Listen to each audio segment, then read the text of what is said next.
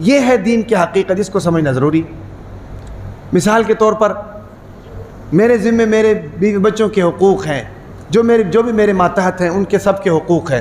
میں اگر کہوں کہ جناب مجھے 4 مہینے لگانے کا دل کر رہا ہے، 4 مہینے لگانا تو ثواب ہے، اس سے بڑی، اس پرفتن دور کے اندر اس سے بڑی نیکی اور کیا ہو سکتی ہے؟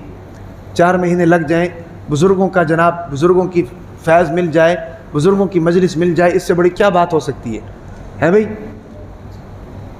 لیکن میرے بچوں کے حقوق میرے ذمے ہیں، میری بیوی کے حقوق میرے ذمے ہیں، سب کے حقوق میرے ذمے ہیں۔ تو دین کا تقاضا یہاں پر کیا ہے کہ میں سب کو چھوڑ کر 4 مہینے کے لیے چلا جاؤں یا ان کے حقوق ادا کروں؟ دین کا تقاضا یہ ہے کہ ان کے حقوق ادا کرو، ان کے حقوق ادا کرنے کے بعد پھر 4 مہینے کے لیے چلے جاؤ۔ اسی طریقے سے حج کے لیے بھی یہی حکم ہے، من استطاع علیکم سبیلا، حج کے لیے بھی یہی حکم ہے کہ بھئی حج اس پر فرض ہے کہ جس کے پاس حج کے پیسے بھی ہوں اور آنے جانے کا کرایہ بھی ہو، اور پیچھے جو اس کے ماتحت ہیں جن کے حقوق اس سے وابستہ ہیں ان کے اخراجات بھی وہ پورے کر رہا ہو تو وہ حج کرنے کے لیے جائے، ورنہ وہ حج کے لیے نہ جائے۔ سمجھ آ رہی کہ نہیں؟ تو یہ دین کی حقیقت ہے، اس دین کی حقیقت کو سمجھنا ہمارے لیے ضروری ہے اگر ہم مسلمان ہیں۔ اگر اپنی مرضی کی عبادات کرنی ہے، دین پر اپنی مرضی کے ساتھ چلنا ہے، تو پھر اس کی قبولیت کی گارنٹی کوئی نہیں۔ قبول وہی ہوگا جو اللہ تعالیٰ کے حکم کے پروسیس سے گزر کر آگے گیا ہوگا، اللہ کے نبی کی سنت کی مہر اس کے اوپر لگی ہوگی، قابل قبول ہوا ہے۔ یہاں یہ جو قصاب خانے ہیں جہاں پر گوشت بنتا ہے، دکانوں میں وہ گوشت لے کر آتے ہیں، اس کے اوپر مہر لگی ہوتی ہے کہ نہیں؟ بلو رنگ کی مہر لگی ہوتی ہے۔ وہ مہر کیوں ہوتی ہے؟ وہ اس لیے لگی ہوتی ہے کہ جناب یہ سرکاری طور پر فلاں قصاب خانے سے آیا ہوا ہے، ورنہ اس کی گارنٹی کوئی نہیں ہوتی۔ ہمارا عمل جو اللہ کے دربار میں پہنچ رہا ہے وہ نبی کی سنت کے مہر لگی ہوئی پہنچے گی تو وہ قابل قبول ہے، ورنہ وہ رد ہے۔ سمجھ آ رہی کہ نہیں؟ یہ چیز اپنے ذہن میں بٹھائیں، اور یہی دین کی حقیقت ہے، یہی دین کی حقیقت ہے۔ اگر بندہ بھی اللہ کے دربار میں پہنچ رہا ہے تو اس کے چہرے کے اوپر نبی کی سنت کی مہر ہونی چاہیے، ہاں، نبی کی سنت کی مہر ہونی چاہیے، تب اس کی ویلیو ہے، تب اس کا وقار ہے، تب اس کی حیثیت ہے۔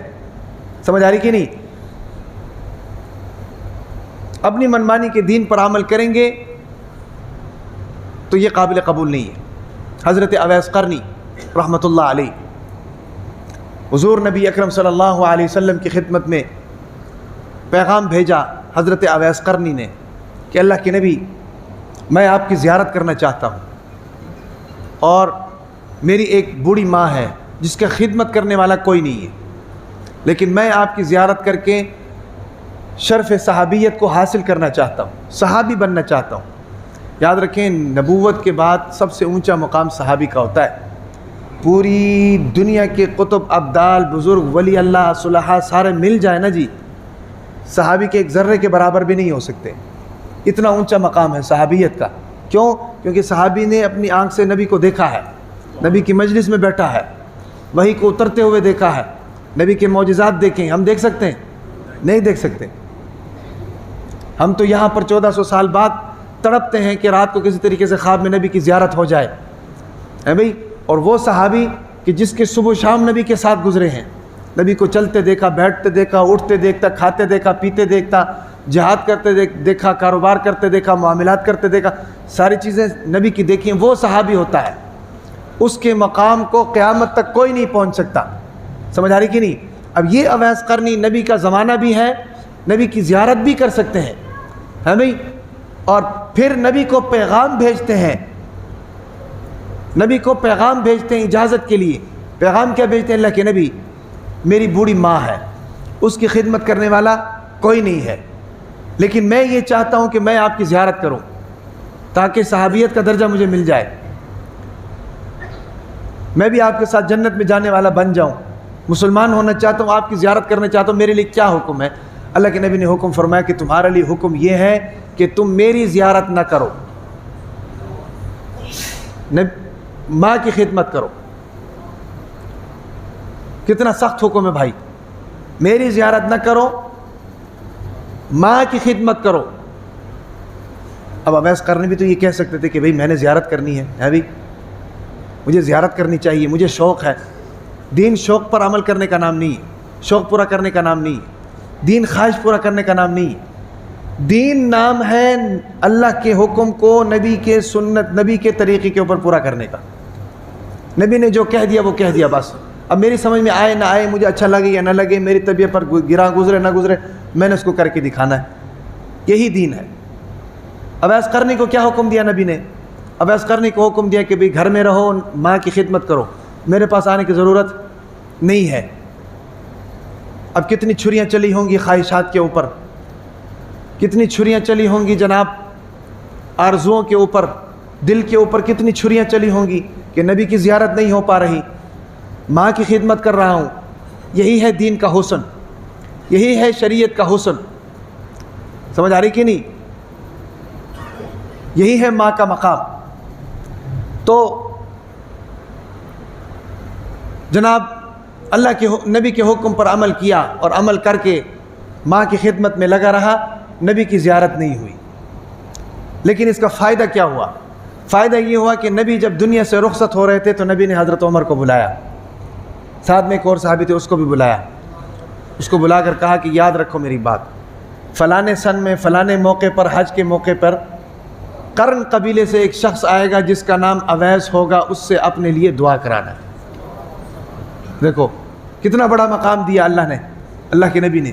ایک صحابی غیر صحابی سے اپنے لیے دعا کرا رہا ہے، ہونا تو یہ چاہیے کہ صحابی سے دعا کرائی جائے، لیکن یہاں پر ہو کیا رہا ہے کہ ایک صحابی غیر صحابی سے کیوں بھائی؟ ماں کا خدمت گار ہے، کیوں بھائی؟ نبی کا فرما بردار ہے، اپنی منمانی کرنے والا نہیں ہے، اپنی مچھلی تلنے والا نہیں ہے، اپنی خواہشات پر عمل کرنے والا نہیں ہے، نبی کا فرما بردار ہونا ضروری ہے۔ ہاں تو اللہ کے نبی نے کیا فرمایا کہ فلانے سن فلانے موقع پر، حج کے موقع پر، قرن قبیلے سے ایک اویس نام کا شخص آئے گا، اس سے اپنے لیے مغفرت کی دعا کرانا۔ عمر رضی اللہ عنہ سے فرمایا، اور حضرت عمر رضی اللہ تعالی عنہ نے اپنے دور خلافت میں جناب اس کو ڈھونڈا، حج کے موقع پر جا کر اعلان کیا کہ قرن قبیلے سے جتنے لوگ آئیں کھڑے ہو جائیں۔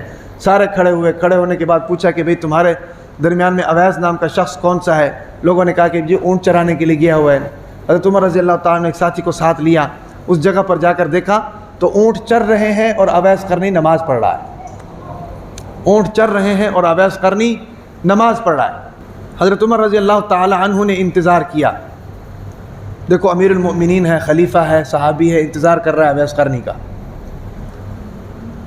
پروٹوکول ہمیشہ حکمران کا ہوتا ہے، خلیفے کا ہوتا ہے، امیر المؤمنین کا ہوتا ہے بھئی، صحابی کا ہوتا ہے، بڑے لوگوں کا ہوتا ہے۔ یہاں پر صحابی انتظار کر رہا ہے کس کا؟ اویس قرنی کا۔ اویس قرنی نے جناب سلام پھیرا، سلام پھیرنے کے بعد عمر رضی اللہ تعالیٰ عنہ کے پاس گیا، کہا کہ میرے لیے دعا کرو۔ انہوں نے کہا تمہارے لیے کیوں دعا کروں؟ انہوں نے کہا میرے لیے اس لیے دعا کرو کہ اللہ کے نبی نے مجھے کہا تھا کہ ابھی اویس نام کا شخص آئے گا، اس سے اپنے لیے دعا کرنا، اللہ کے نبی کا حکم ہے، اس لیے تم میرے لیے دعا کرو۔